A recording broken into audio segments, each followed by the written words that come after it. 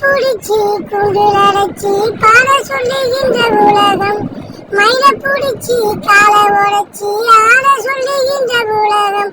அது எப்படி பாடுமையா, அது எப்படி ஆடுமையா.